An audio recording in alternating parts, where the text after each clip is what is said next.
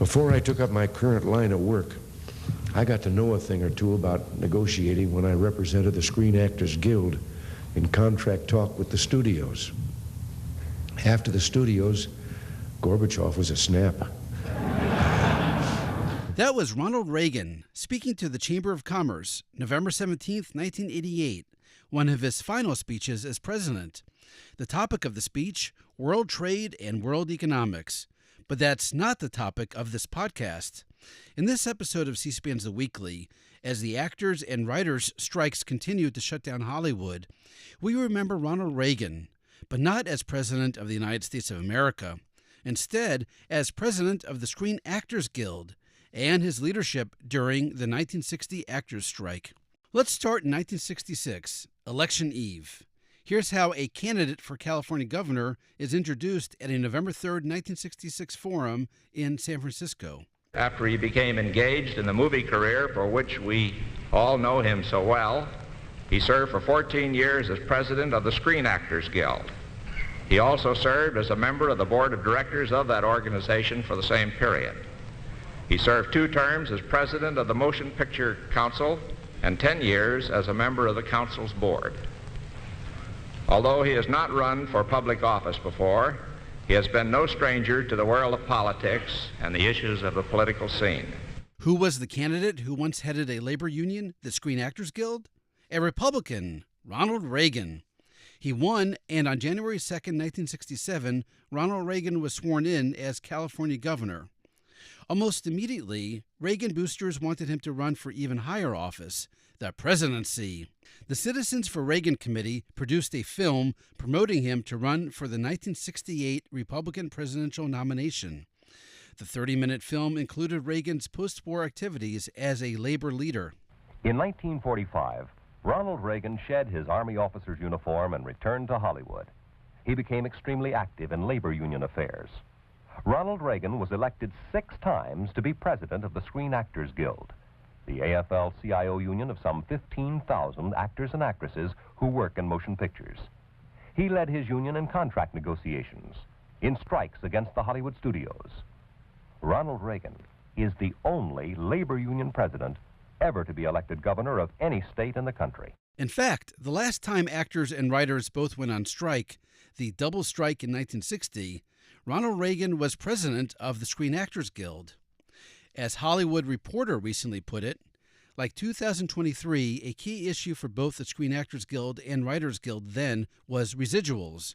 Artists wanted a bigger cut of the feature films that had been sold to TV, along with health benefits and better working conditions. Hollywood Reporter also noted about the 1960 strike, both sides had incentives to make a deal that shared the wealth and kept the shop floor running.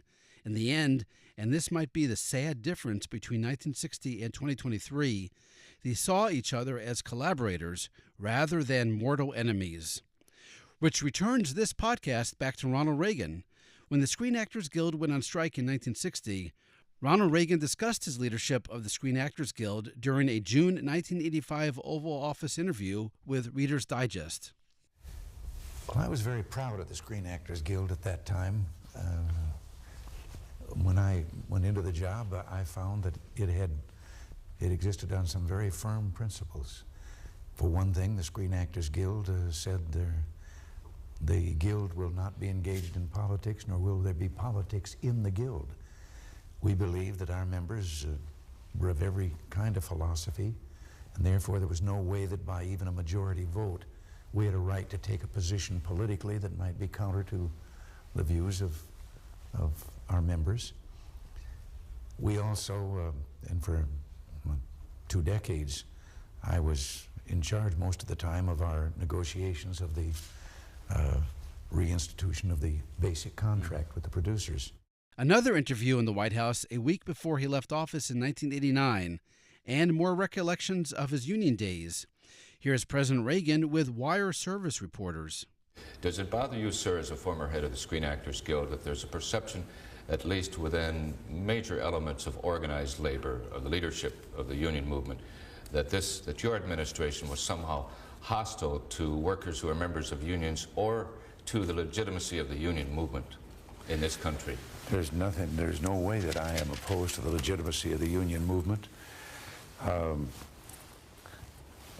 certainly I'm supportive. First of all, I'm a lifetime member of an AFL-CIO union. Was given a lifetime membership card when I left the Screen Actors Guild to come here. I do feel this. I have been critical many times at authorities seized at the federation level without taking into consideration the interests of each individual union, or for that matter, union member. For example, when I came here as the head of a union to appear before a congressional committee on a tax matter, and I was representing 36 unions of the motion picture industry, not just our own. They had authorized me to represent them. And I was accosted in the Capitol corridors by two representatives of the AFL-CIO. And they were showing me that the position was counter on this tax matter than the one that I was going to defend and put before the Congress. And I said to them, I said, I'm the president of an AFL-CIO union. On December 1st, 1985, Hollywood threw a party. The All-Star Party for Ronald Dutch Reagan. Frank Sinatra hosted.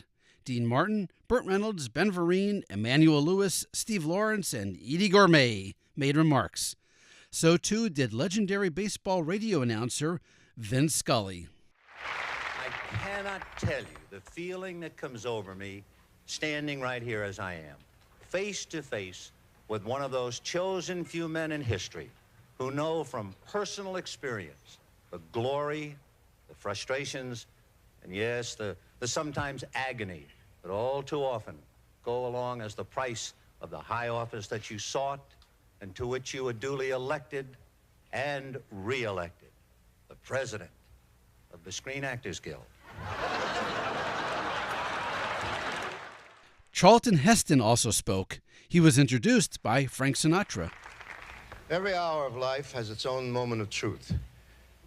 And who better to call it to our attention than the man who parted the Red Sea? Chuck Heston.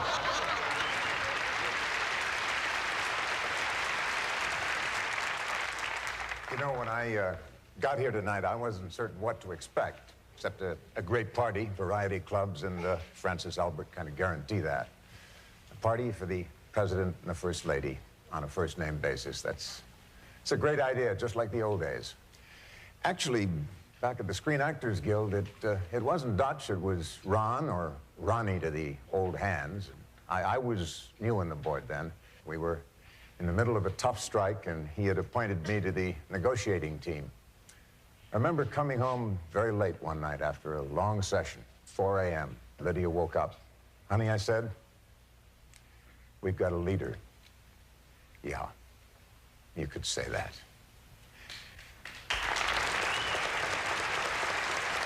Here's Charlton Heston again, the next year, introducing President Reagan on November 18, 1986, at the Ethics and Public Policy Center. My immediate responsibility and my honor is one that is strictly limited by protocol. I will exceed that protocol only by one sentence. As a member of the Screen Actors Guild, he was my president before he was ours. During a September 29, 1995 appearance at the Richard Nixon Library, Charlton Heston again discussed Ronald Reagan's role in the Screen Actors Guild strike. I knew President Reagan before he was governor. I was fond of saying when he was president of the Screen Actors Guild, he was my president before he was yours. I came to know him quite well, fairly well. During that time, he appointed me to the board of the Screen Actors Guild, and we had the first strike in our history during what was to be his last few months in office. He didn't serve out his last term. He was moving on, obviously, to Sacramento. But we had a very difficult and contentious strike, and I was on the committee. And it's very hard, I don't know how many of you have ever gone through a strike. It's tough. It's especially if you're trying to negotiate it. And it involves meetings late at night with the other side, going on till 2, 3 in the morning, and drinking cold coffee out of paper cups and sitting in an office with your shoes off and your feet up, trying to get 10 minutes of sleep while the other side is out in caucus. And I was struck with his ability to negotiate, to remain good-humored, to persuade. And I remember coming home, 4 o'clock in the morning, and Lydia woke. She said, "How did it go, Charlie?" By the way, nobody else is allowed to call me Charlie. It sounds different when she says it. I hate the nickname Charlie. And she said, "How did it go, Charlie?" And I said, "Not bad." I said, "Awful tough, but I tell you one thing, we've got a leader." And we had a leader. By the way, during an April 13th, 1992 White House event announcing an executive order on union dues, the next president of the U.S., George H.W. Bush, mentioned Charlton Heston, Ronald Reagan, and the Screen Actors Guild. Now, one of America's most intrepid fighters for individual rights is Charlton Heston. He's been a member of 4 different labor organizations, and like my predecessor, President Reagan, a president of the Screen Actors Guild. He's given much of himself to put collective bargaining rights into practice, and he's been equally committed to seeing that no company or organization may infringe a worker's individual freedom of conscience. And we are very honored, sir, that you came here today, traveled all across the country. Late in his second term, in April 1988, President Reagan sat down for an interview with Godfrey Hodgson of the BBC. President Reagan mentioned that when he was head of the Screen Actors Guild, he was an FBI informant. Before that, when you were with the Screen Actors Guild in Hollywood, you encountered the evidence of just how strong left-wing influence was there. How important was that to changing your political ideas? Well, I don't know that it changed my political ideas so much as it did give me a real understanding of the communist menace. I had been on the board of directors of the Screen Actors Guild, and I came back from the service after 4 years in World War II, and back to the board, and discovered that something was going on in Hollywood. And there are some 43 unions in the motion picture business, and some of them were way off on a tangent, and they called a jurisdictional strike. Now, this was not a fight with management. This was a fight that they believed that another union was doing the work that they should be doing. And it threatened to close down the motion picture industry. Well, the responsibility hit the Screen Actors Guild. If we aligned ourselves in that strike with the other side, the picture business would close. You can't have a picture business if you haven't got anyone in front of the camera. And I made a motion in the board that we inject ourselves into this fight by inviting both sides and management to sit down at a table with us as the third party, the neutral party, to see if we couldn't find a peaceful solution.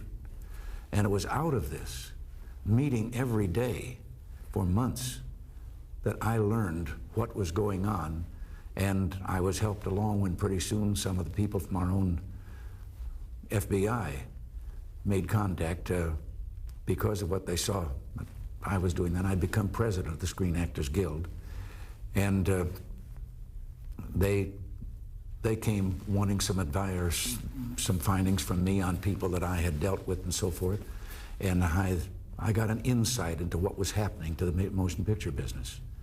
And I set out to do everything I could to stop that kind of takeover of organizations like that, and we won. And now, a bonus clip. We return to President Ronald Reagan's 1985 Oval Office interview with Reader's Digest and his memories of leading the Screen Actors Guild.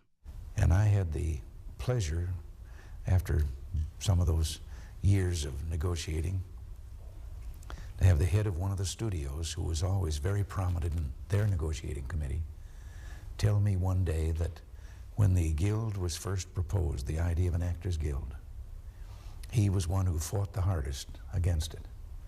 But he said, I've come to believe that the Screen Actors Guild is the most constructive force for good in the motion picture industry. To this day, Ronald Reagan is the only union leader ever to become President of the United States.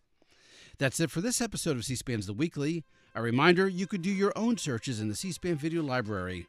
Just go to cspan.org and use the search bar on top. Want more Ronald Reagan? There's lots more Reagan biography you can discover on your own, and many more memories from his Hollywood days. Thanks for listening, and happy searching.